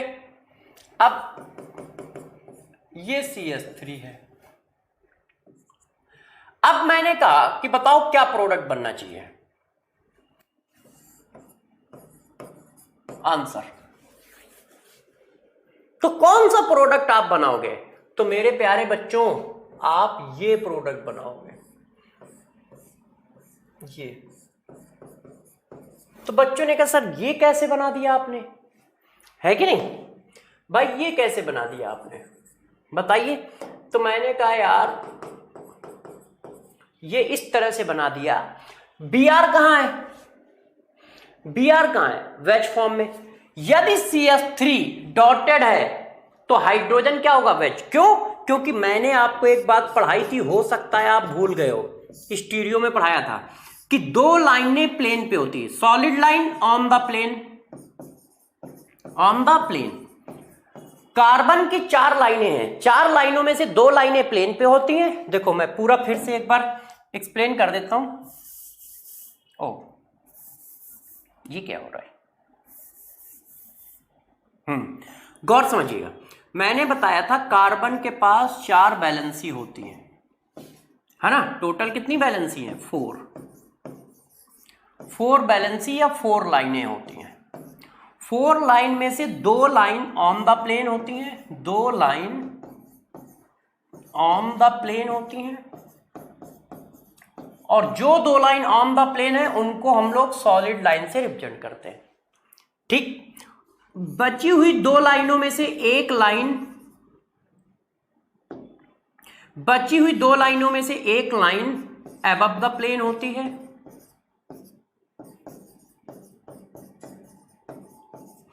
उसको हम लोग वेज लाइन से डिफाइन करते हैं, ऐसे ऐसे रिप्रेजेंट करते हैं। और एक लाइन बिलो द प्लेन होती है, उसको हम लोग डॉटेड से रिप्रेजेंट करते हैं ऐसे। अब मेरे दोस्त बताओ, सॉलिड वाली लाइन तो दिख रही है ना आपको, जब इसमें सॉलिड वाली लाइन दिख रही है तो बची हुई दो लाइनें कौन होंगी? एक होगी ये और एक होगी ये, और दोनों ही हाइड्रोजन है। भाई बची हुई लाइन में हाइड्रोजन ही तो लगाना है ऐसे, तो इसका एंटी हाइड्रोजन निकलेगा ना, एंटी हाइड्रोजन एलिमिनेट होगा। अब बताओ इसका एंटी हाइड्रोजन कौन है? इसका एंटी हाइड्रोजन ये थोड़ी ना है। यदि ये डॉटेड पे चला गया तो यहां पे जो हाइड्रोजन बच रहा होगा वो वेज पे जाएगा ना, बात समझ रहे हो? यदि ये डॉटेड पे चला गया मेरे दोस्त तो बचा हुआ हाइड्रोजन वेज पे जाएगा। देखो ये तो ये और ये सेम प्लेन पे होगा। एंटी कहां है? एंटी कौन है? ये वाला हाइड्रोजन एंटी है, ये एंटी है। तो फिर ये निकलेगा ना, क्योंकि एंटी एलिमिनेशन होना चाहिए। ध्यान रखिएगा, maximum substituted product with anti elimination होता है। वहां पर हम लोगों ने स्टीरियो बनाया नहीं, तो स्टीरियो पे फोकस नहीं किया। तो देखना ये जो होता है विद, देखो anti elimination with substitution, maximum substitution चाहिए, दोनों कंडीशन है। Anti elimination with maximum substituted product,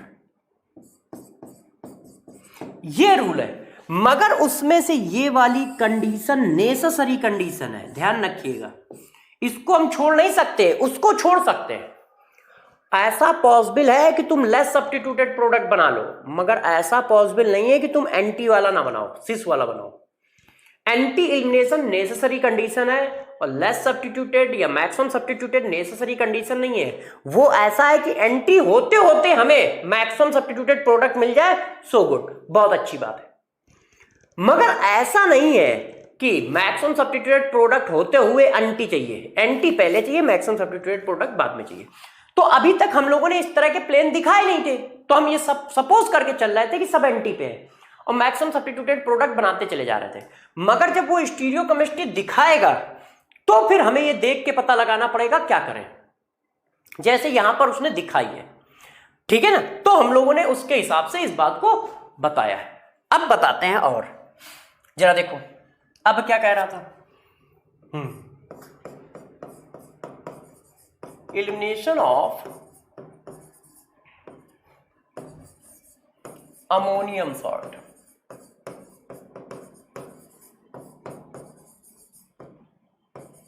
in presence of base। देखो अब इस पॉइंट को जरा समझो, ये क्या है और कैसे काम करेगा, ठीक है। देखो ये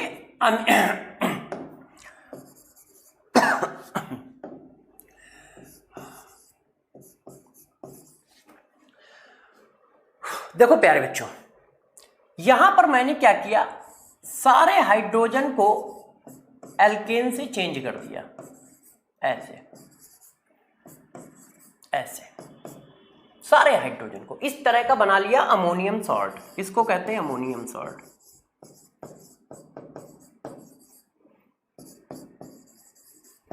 और यदि इस पर बेस का अटैक करा दिया जाए तो ये एल्कीन बना लेता है। क्यों? क्योंकि अमोनियम सॉल्ट का ये पार्ट जो है वो स्ट्रॉन्ग गुड लिविंग ग्रुप हुआ। कोई भी पार्ट ये क्या हो गया? गुड लिविंग ग्रुप हो गया, क्योंकि ये न्यूट्रल आएगा ना बाहर, तो ये वाला एल्कीन बना लेगा ऐसे। ये वाला किसमें कन्वर्ट हो गया? एल्कीन में, और ये बाहर आ गया और ये न्यूट्रल है इसलिए गुड लिविंग ग्रुप है। ये देखो ऐसे। इस बात को थोड़ा समझाने के लिए क्वेश्चन देता हूं तो आपको समझ में आएगा कि मैं कह क्या रहा हूं। जैसे ये देखो, किसी ने ये क्वेश्चन लिखा, डरना नहीं, बच्चे देख के इसको डर जाते हैं, उनको लगता है यार पता नहीं क्या लिखा है, कैसे बनाएंगे। ये देखो,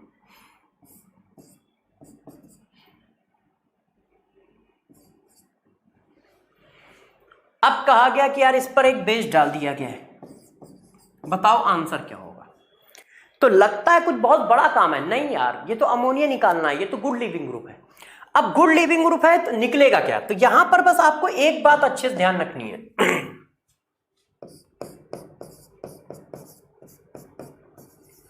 ऑलवेज फॉर्म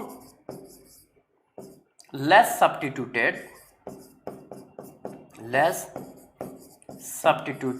एल्कीन। हमेशा आपको लेस सब्स्टिट्यूटेड एल्कीन बनानी है।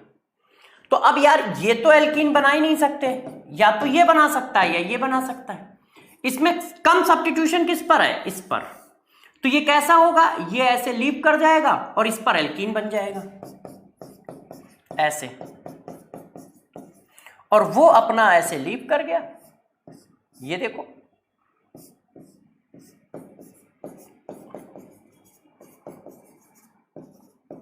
ये देखो, और गुड लीविंग ग्रुप है, आराम से चला जाएगा।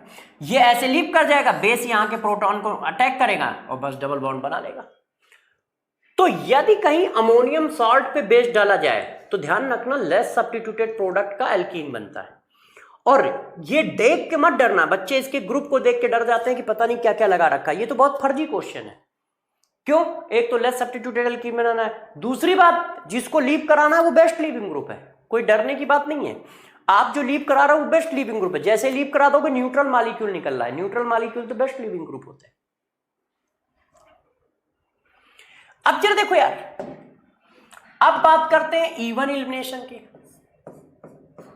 इवन एलिमिनेशन कैसे होगा? तो जरा देखो, इवन एलिमिनेशन का एग्जांपल है dehydration of alcohol. Dehydration of alcohol in presence of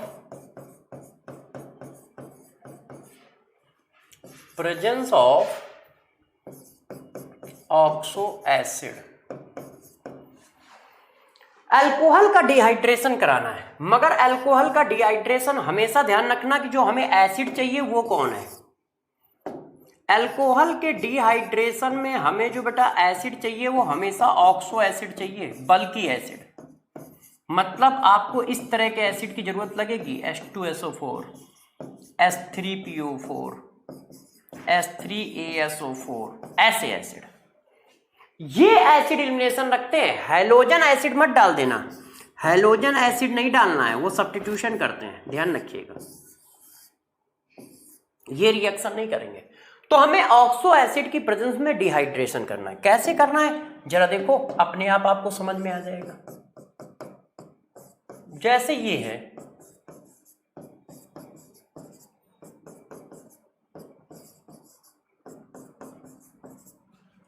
आपने क्या किया है, एसिड डाल दिया है, कंसंट्रेट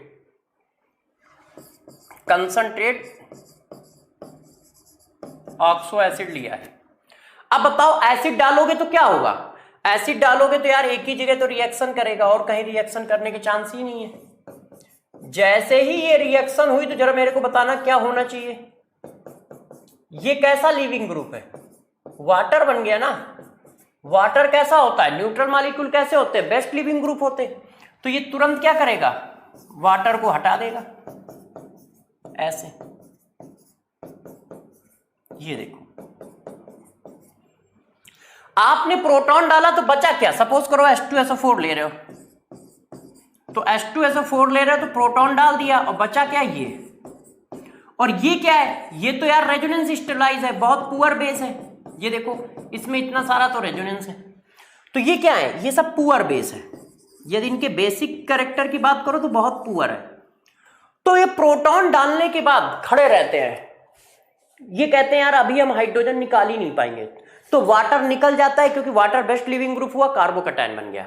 और यदि ये ऐसा हो रहा है तो ये इवन मैकेनिज्म हो गई ना, है कि नहीं? अब कार्बोकैटायन की अपनी प्रॉपर्टी है कि वो रीअरेंज होता है, तो भाई इसका रीअरेंजमेंट करा लो।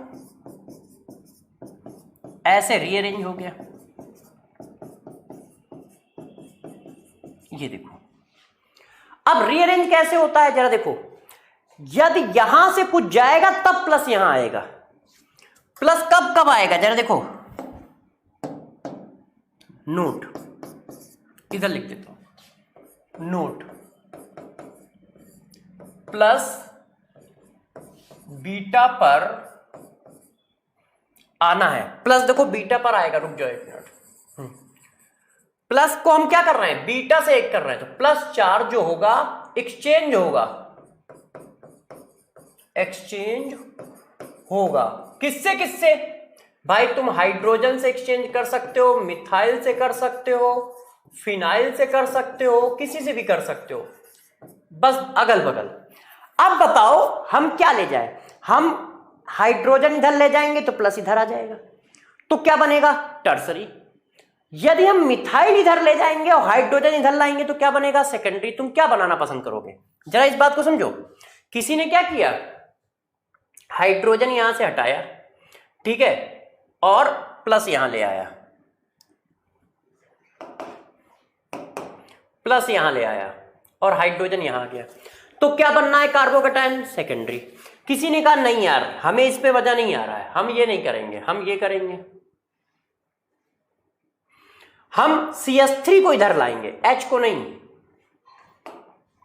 वो H को यहीं रख रहा है, वो क्या कर रहा है, कह रहा है हम CH3 को इधर लाएंगे, ओ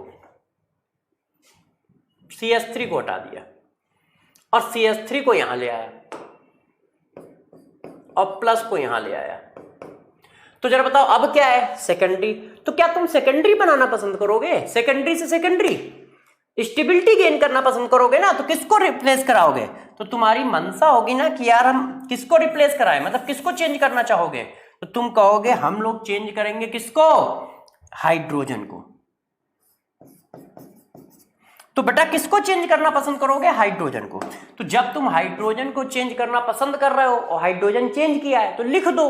तो लिखते कैसे हैं, कहां पे, इसको 1 माना, इसको 2 माना, तो क्या किया, 1,2 हाइड्राइड शिफ्टिंग, 1,2 हाइड्राइड शिफ्टिंग, इसको नाम दे देते हैं 1,2 हाइड्राइड शिफ्टिंग। क्यों कि या अगल बगल जा रहे हो ना, अगल बगल की पोजीशन के क्या नाम होंगे, 1,2 होंगे, एक को 1 कहोगे दूसरे को 2 कहोगे, है कि नहीं, तो 1,2 हाइड्राइड शिफ्टिंग हो गया।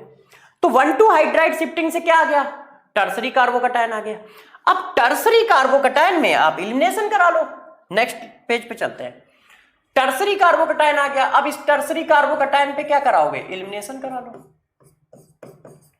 एलिमिनेशन कहां होता है, जहां पर प्लस है उसके अगल बगल कार्बन से आप हाइड्रोजन निकाल दो, यहां से निकाल दिया तो ये आ गया, है कि नहीं बच्चों, ऐसे।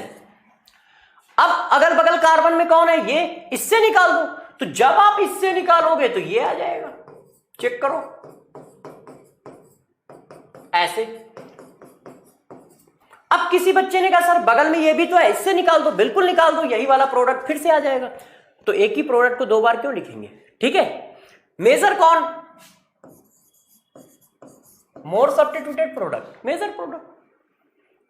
देखो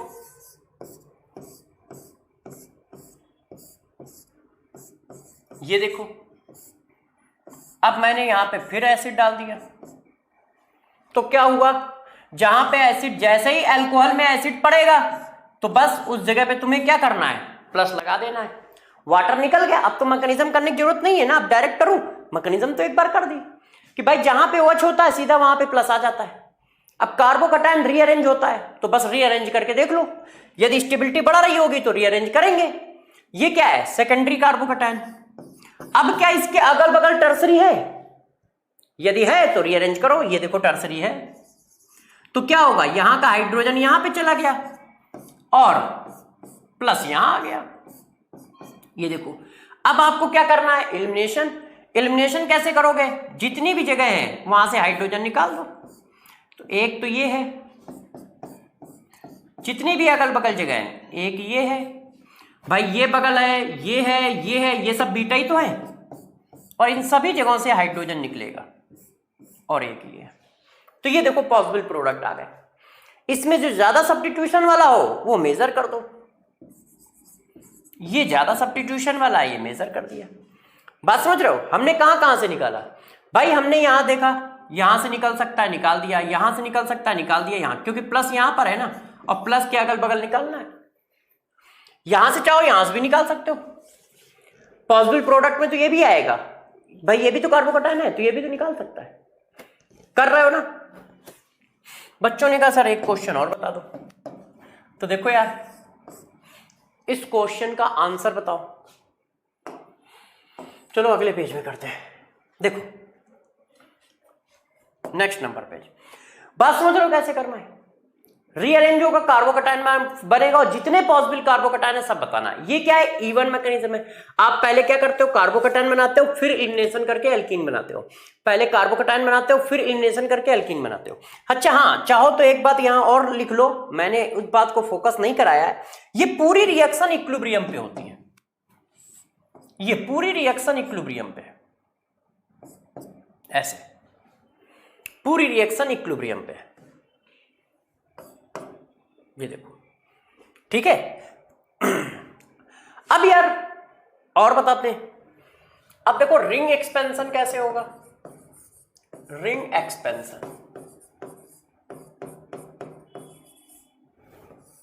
यदि कहीं रिंग एक्सपेंशन होगा तो कैसे होगा, तो जरा समझो। यदि कहीं ऐसी सिचुएशन आ जाए तो रिंग एक्सपेंशन होता है,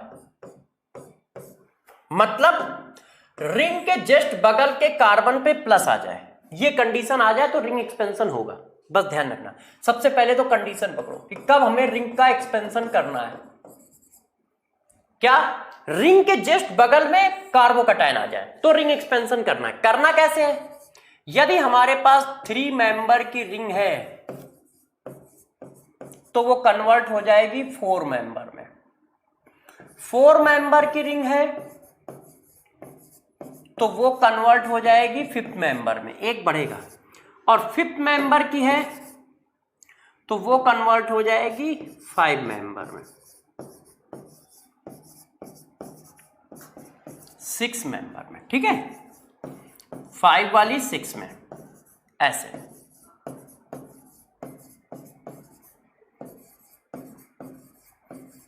ये कन्वर्ट करना है, ऐसे करना है। कैसे होगा वो बात सिखाता हूं। 6 वाली कन्वर्ट नहीं होगी, 6 को मत कन्वर्ट करना।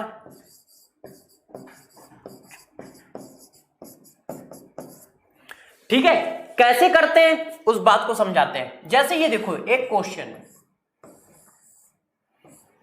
ये हमारे पास एक अल्कोहल है, ऐसे। अब पूछा जा रहा है कि यार इसमें प्रोटॉन डाल दिया है, बताओ आंसर क्या होगा।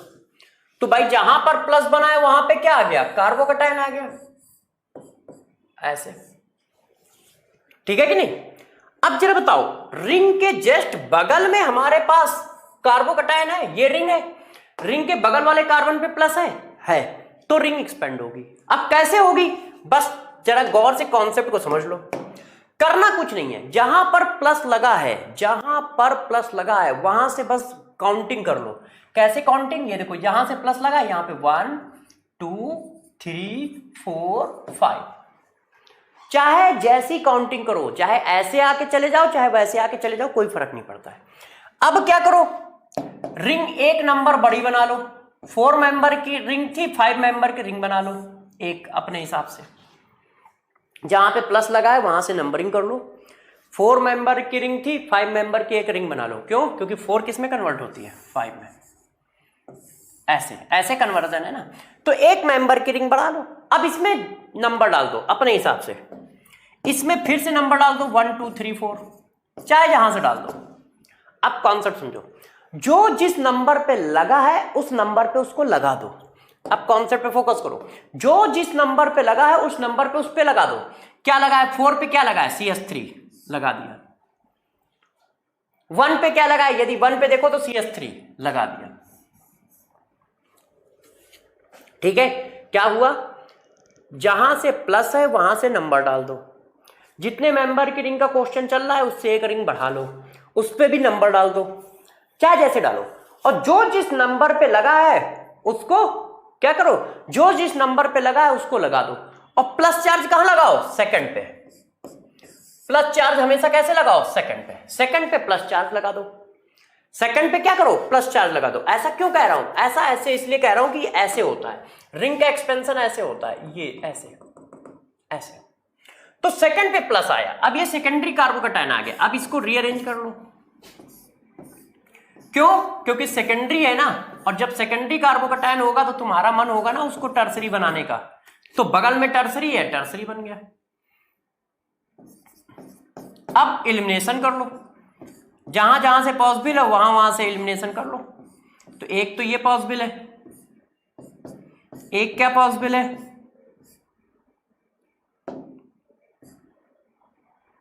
एक तो ये पॉसिबल है दोस्त, ऐसे कर लो, है कि नहीं, और एक ये पॉसिबल है, ऐसे कर लो, क्योंकि उधर लगाओगे तो अलग आंसर आएगा, इधर लगाओगे तो अलग आएगा, नॉमेनक्लेचर के हिसाब से ये अलग अलग आएंगे, देख लो। तो ये देखो आंसर आया। तो जब भी कहीं रिंग एक्सपेंस करना हो तो रिंग का एक्सपेंशन ऐसे करोगे, रिंग के जस्ट बगल में प्लस आएगा तो रिंग एक्सपेंड होगी। क्या करोगे, जहां पे प्लस होगा वहां से नंबर डाल दोगे, जितनी मेंबर की रिंग लेकर रखी है उसके एक बड़ी मेंबर की रिंग बना लोगे, उसमें भी नंबर डाल दोगे, और जो जहां लगा है वहां लगा दोगे, और 2 पे प्लस लगा दोगे, और फिर रोटेट कर लेना। कर लेंगे। अब लास्ट एंड फाइनल नोट, गौर समझो, यदि कहीं पर डबल बॉन्डेड कार्बन से OH अटैच है, यदि कहीं पर डबल बॉन्डेड कार्बन से OH अटैच है, तो ध्यान रखना इसका हाइड्रेशन नहीं होगा, मतलब इसका डिहाइड्रेशन नहीं होगा, डिहाइड्रेशन नहीं होगा। इस बात को गौर से ध्यान रखना। यदि कहीं पर डबल बॉन्डेड कार्बन से OH लगा है तो उसका डिहाइड्रेशन नहीं होगा या सबसे कम होगा। ठीक है, ऐसी जगह पे, ऐसी हमें जरूरत पड़ेगी कहां, इस जगह पे पड़ेगी, जब रेट ऑफ डिहाइड्रेशन का पूछा जाएगा। तो रेट ऑफ डिहाइड्रेशन जो होता है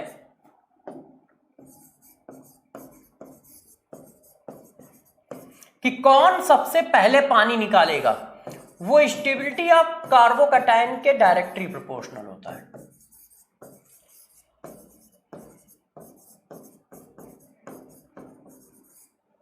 जितना ज्यादा स्टेबल कार्बोकैटायन उतना ज्यादा रेट होता है। जैसे किसी ने मेरे से कहा कि यार ये देखो प्राइमरी अल्कोहल है, इसका डिहाइड्रेशन, ये सेकेंडरी अल्कोहल है इसका, और ये टर्सरी। बताओ रेट ऑफ डिहाइड्रेशन किसका फास्ट होगा?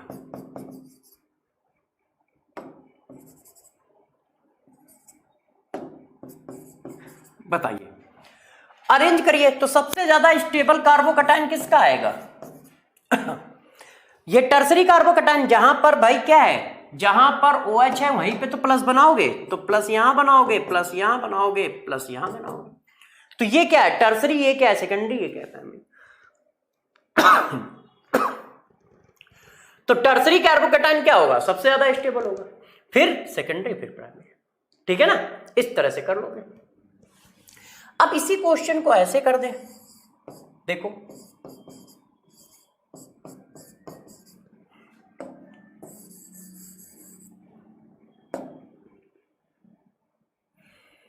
ये देखो प्यारे बच्चों, ये A है, ये B है,